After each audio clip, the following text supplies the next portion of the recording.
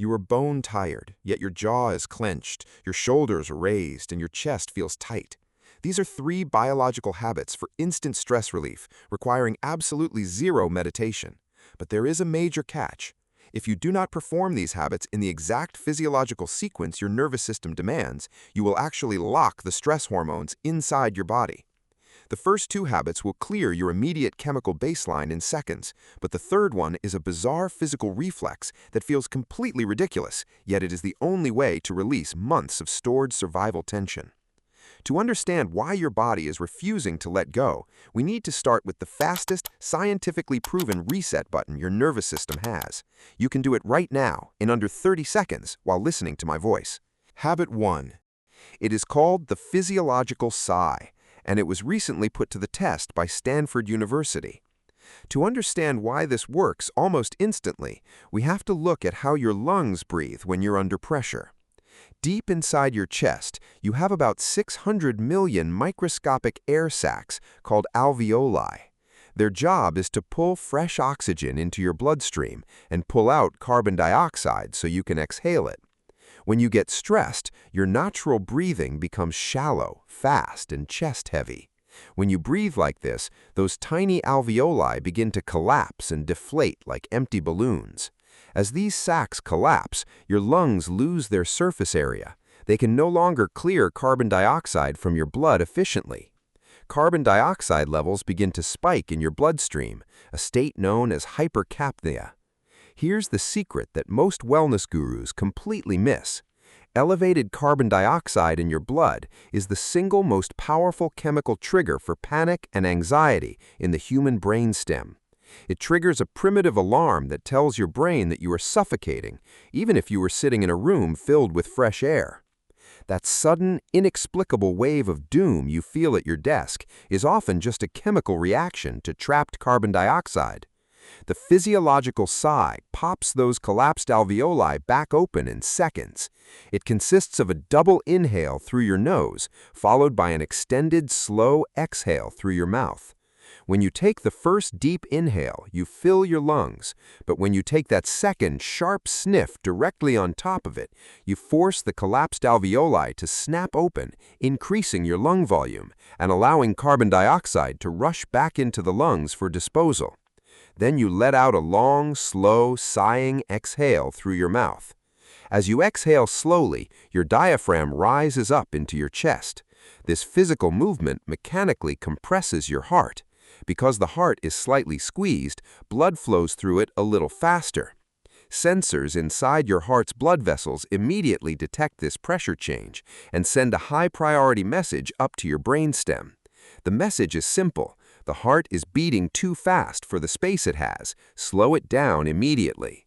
Your brainstem responds instantly by sending an electrical signal down through your vagus nerve to release acetylcholine, which is your body's natural brake fluid, directly into your heart's pacemaker. Your heart rate drops, your blood chemistry clears, and your stress baseline resets. Here's how you do it right now. First, take a deep, full inhale through your nose. Second, right at the peak of that breath, before you exhale, take one more sharp, short sniff to fully inflate your lungs. Third, open your mouth and let the air slowly drain out with a relaxed, long sigh, making the exhale twice as long as the inhale. If you do that just twice, under 30 seconds, your alveoli are open, your carbon dioxide is cleared, and your vagus nerve has forcefully pulled your heart rate down. Now that your heart rate is down, we have to look at the silent biological trap you are currently living inside. Let us be completely honest with each other. You have probably been told to just breathe, sit in silence, or think positive thoughts when you feel overwhelmed. But when you are lying in bed at 2 in the morning and your stomach feels like a tight, twisted ball of wire, those mental tricks do not work. Your conscious mind knows you are completely safe in your room, but your physical body is absolutely convinced that a predator is staring at the back of your neck. If someone drops a glass in the kitchen, you jump out of your skin as if a bomb went off. This is not a psychological weakness, and it is not a lack of willpower. It is an evolutionary mismatch. Your biology is running a highly sophisticated survival program designed 50,000 years ago, but it is running it inside a world of screens, deadlines, and notifications. To see what is actually happening to you, we have to look at the chain of command inside your nervous system. The moment you perceive any form of threat, your brainstem fires an emergency broadcast. This activates your hypothalamic pituitary adrenal axis, commonly known as the HPA axis.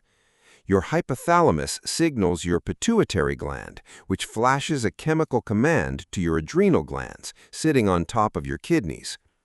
Within microseconds, a massive wave of adrenaline and cortisol floods your bloodstream. Your heart rate spikes to pump oxygenated blood to your limbs. Your breathing becomes rapid and shallow to pull in quick oxygen. Your digestion stops cold because digesting lunch is a massive waste of metabolic energy if you are about to become lunch. The anatomy of the braced mammal. But the most critical part of this survival response is somatic. Your muscles brace, your diaphragm locks up, and your psoas muscle, which is the deep hip flexor connecting your lower spine to your thighs, contracts violently. Your body is physically folding in on itself to protect your vital organs and preparing to run, strike, or take a brutal blow to your midsection. In the wild, this response ends in one of two ways. You either run away from the predator or you fight it. Both outcomes require massive, explosive physical exertion. That physical movement acts as a natural completion signal. It burns off the adrenaline, metabolizes the cortisol, and tells your nervous system that the danger is gone. Your body completes the cycle and returns to a deep, restorative calm. Now look at your modern life. You are sitting at your desk and your phone buzzes with a highly passive-aggressive message from your manager. There is no physical predator. You cannot run away from your desk, and you definitely cannot punch your laptop. But your amygdala does not read text. It only processes threat levels. It fires the exact same ancient alarm. Your HPA axis dumps the exact same cortisol and adrenaline.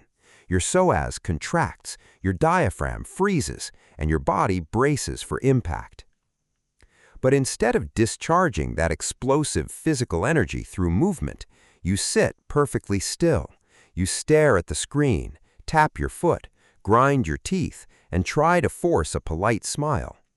You have just become a braced mammal. You have loaded the biological weapon, but you have blocked the trigger. When you hold that physical bracing posture hour after hour, the cortisol does not just evaporate, it pools in your tissues. It acts like acid in an engine that never gets turned off. And chronic, elevated cortisol does things to your anatomy that would terrify you if you could see them on an MRI. Habit 2. The mammalian dive reflex. To prevent this daily accumulation, we must address your resting baseline before the day even has a chance to build stress on top of it. If you wake up already feeling anxious, you are starting your day at a biological breaking point. The tool to fix this is sitting in your bathroom sink. This is the second biological habit, activating the mammalian dive reflex. This reflex is an ancient evolutionary survival program hardwired into the brainstem of every single air-breathing mammal on Earth, from sea otters to you. It was designed to keep animals alive if they were suddenly dropped into freezing deep water. When cold, wet stimulation hits a very specific zone on your face, specifically the skin around your eyes, the bridge of your nose, and your upper cheeks, it triggers an immediate systemic override. The cold-sensitive receptors in this area send an electric signal through your trigeminal nerve, which is the fifth cranial nerve, directly to your brainstem. Your brainstem immediately thinks you are submerged in freezing water, oxygen is limited, and it must conserve life support. It fires your vagus nerve, dumping acetylcholine directly into your heart's pacemaker. Your heart rate slows by up to 25% in seconds. Your peripheral blood vessels contract, shunting warm blood away from your fingers and toes and sending it straight to your brain and heart. your parasympathetic nervous system, which is the brake pedal of your body, slams down, and cortisol production is instantly frozen. This is incredibly important because of a phenomenon called the cortisol awakening response. Under normal conditions, your cortisol rises naturally in the early morning hours, peaking about 30 to 45 minutes after you wake up. This is actually a good thing. It is what gives you the energy to get out of bed and face the day. But if you are chronically stressed, your baseline is already sky high, so when that morning spike hits, it goes completely off the charts. You start your day at a biological breaking point, meaning every minor annoyance, like a spilled coffee, a slow elevator, or a red light, sends you into full panic mode. By splashing cold water on your face first thing in the morning, you trigger the dive reflex and manually drag that elevated morning baseline back down. You are proactively lowering the floor of your stress before the world has a chance to build on top of it. Here is the exact protocol to use every morning.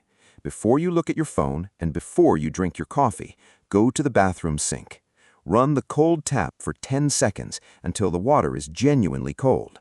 Cup your hands and splash the cold water directly onto your face 10 to 15 times, focusing on the area around your eyes, the bridge of your nose, and your upper cheeks. If you want to take it a step further, take a clean washcloth, soak it in icy water, and hold it over your eyes and nose while leaning forward for 30 seconds. The cold and wet combination is the key. You are not doing this to wake up.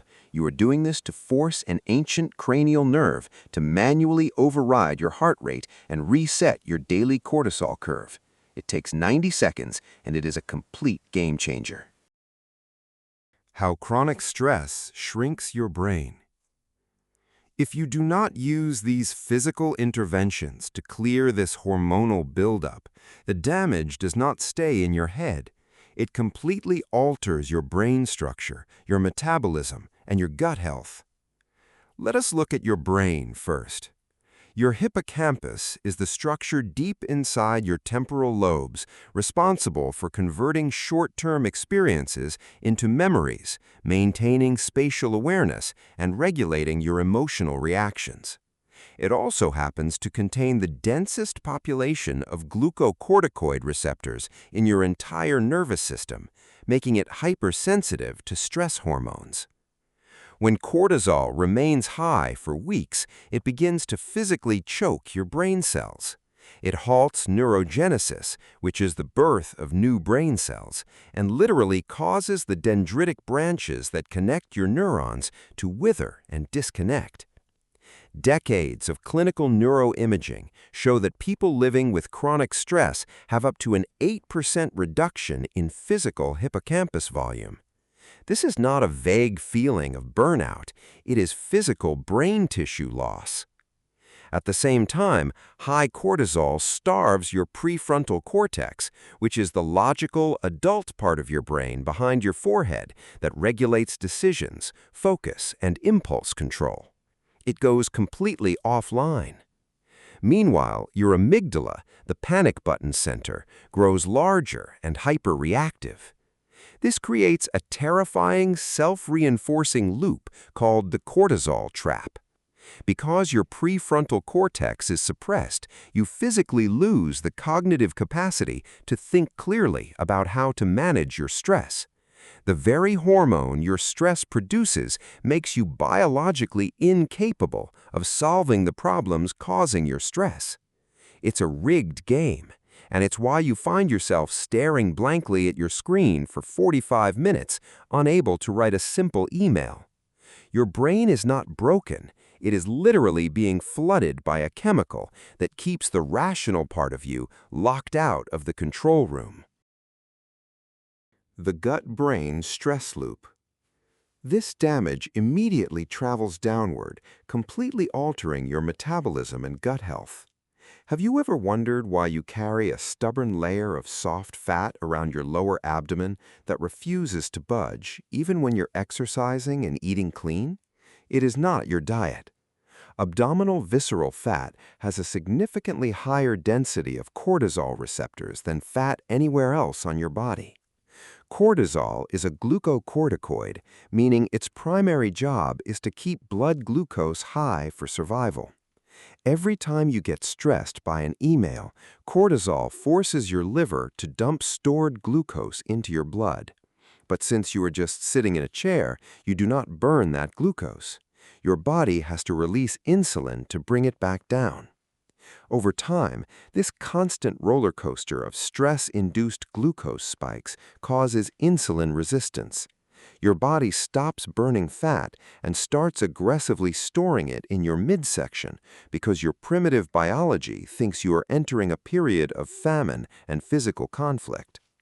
Even worse, cortisol destroys your digestive barrier. It alters the tight junctions of your intestinal lining, causing what clinical researchers call increased intestinal permeability or leaky gut. When these junctions open, microscopic food particles and bacterial toxins escape directly into your bloodstream, triggering systemic inflammation. This inflammation travels right back up your vagus nerve to your brain, interrupting your production of serotonin, which is the chemical that makes you feel content and emotionally secure. It is a vicious closed loop of somatic misery. Your stress damages your gut, your damaged gut ruins your neurochemistry, and your ruined neurochemistry spikes your stress. But your body is not broken. You do not need to spend thousands of dollars on silent retreats, wellness coaches, or meditation apps that you do not have the mental space to use anyway. You simply need to talk to your nervous system in its native language. That language does not use words, thoughts, or positive affirmations. It uses physical completion signals. Habit 3. The neurogenic tremor, the ultimate discharge. This brings us to the third biological habit, the climax of our recovery system, and the one that releases the deep-seated tension that has been trapped inside your muscles for months. The first two habits are brilliant for managing daily spikes, but what about the tension that has settled into your muscles and turned into your default physical posture? For that, we have to look at this third habit, and I will warn you up front, this one looks completely ridiculous. It will make you feel silly the first time you try it, but the science behind why it works is one of the most logical things you will ever hear. Think about wild animals. Have you ever watched a dog after a loud firework goes off, or a deer after it gets chased by a wolf? Once the danger is gone, they do not sit down and talk about their feelings. They do not try to think positive thoughts. They shake. They stand there and vibrate their entire body from head to toe for 30 seconds to a minute, and then they stop, wag their tail, and walk away like absolutely nothing happened. They have no residual anxiety, no physical tension, and no trauma. This shaking is a built-in mammalian mechanism called a neurogenic tremor. It's the body's natural way of physically discharging the massive electrical and muscular charge that was loaded during the fight-or-flight response. The hormones get burned off, the tight psoas muscle completes its contraction and releases, and the nervous system resets to baseline. Humans have this exact same mechanism. It lives in your brainstem right now, but we're the only mammals that consciously suppress it. When something scares us, makes us angry, or stresses us out, we feel the urge to shake. Our hands tremble, and our knees knock. But because we are civilized adults in a modern society, we think shaking is a sign of weakness, fear, or panic, so we fight it. We tighten our muscles even harder to stop the trembling. We hold ourselves together. But by suppressing the shake, we trap the stress inside our physical tissue. The psoas muscle stays contracted. The diaphragm stays locked. The stress cycle never completes. And because we never complete the cycle, we carry the physical remains of every stressful meeting, every argument, and every traffic jam we've had for the last 5 years inside our bodies as chronic muscle tension. This is the brilliant discovery made by Dr. David Berceli, a trauma specialist who worked in war zones for decades. He noticed that during bombings, everyone, regardless of age or culture, naturally curled into a fetal position to protect their core, and their bodies began to shake. He realized that the shaking was the body trying to release the massive contraction of the psoas muscle. By creating a simple exercise that fatigues the hip flexors, he found he could trigger this neurogenic tremor voluntarily, letting the body finally discharge its stored stress. Here's how you can do a simplified version of this right now in your room. Stand up with your feet shoulder-width apart. Bend your knees slightly, about 20 to 30 degrees, as if you were about to sit down in a chair that isn't there. Hold this position. Within 30 to 90 seconds, your thigh muscles will begin to fatigue. As they fatigue, you will feel a light involuntary trembling begin in your legs. This is not weakness. This is your nervous system's tremor mechanism waking up. Once that trembling starts, don't fight it. Let it travel. Gently bounce on your heels. Let the shake move up into your hips, your belly, and your chest. Let your arms hang loose and shake your hands out like you're trying to fling water off your fingertips. Roll your shoulders and let your head move loosely. Do this for 2 to 3 minutes. Put on a song you love if it helps you relax into the movement. You're not exercising and you're not dancing. You're simply giving your animal body permission to finish what stress started weeks, months, or years ago inside your body. When you stop, you will feel a sensation that is incredibly hard to describe. You will feel a deep warmth in your limbs, a sudden involuntary sigh, and a physical lightness that feels like a heavy weight has been lifted off your chest. That's your cortisol levels dropping. That's your psoas muscle finally letting go of the contraction it has been holding since your last major panic moment. The daily recovery sequence. If you only do one of these habits, you will get a temporary boost of relief. But if you combine them in a simple daily sequence, you build an impenetrable shield around your nervous system. Think of your daily stress as a wave. In the morning, before the wave can even build, you splash cold water on your face. You activate your dive reflex, suppress the pathologically high cortisol spike, and lower your starting baseline. You start your day from a place of biological calm. During the day, when the acute spikes hit, when the boss emails, when the bill arrives, or when your chest starts to tighten, you do not let the tension accumulate. You stop for 30 seconds and do 2 physiological sighs. You clear the carbon dioxide, activate the vagus nerve, and tell your brain the danger has passed. And in the evening, before you go to bed, you stand in your living room and shake for 2 minutes. You discharge whatever residual tension slipped through the cracks during the day. You complete the stress cycles, allowing your mind to finally go quiet and your body to drop into deep, restorative sleep. By managing your cortisol at every stage of the daily curve, you're not just surviving stress, you're training your vagal tone. Your vagus nerve is like a muscle. The more you use these pathways, the stronger and more responsive they become. Over weeks and months, your resting heart rate variability will rise, meaning your body will recover from stress faster and more naturally without you ever having to think about it. You are not experiencing burnout because you are weak. You are not struggling to concentrate because you are lazy. And you are not lying awake at 2 in the morning because your mind is broken. You are simply a mammal that has been forced to live in a world it was not designed for, holding on to a physical contraction for so long that your body forgot how to let go. But now you know the signals. Your nervous system has been waiting for you to talk to it in its own language. Stop trying to think your way out of stress and start breathing, splashing, and shaking your way back to peace. Drop a comment below and tell me which of these 3 biological habits you are going to try first today. I read and reply to every single one. Your body is ready to let go. You just have to let it.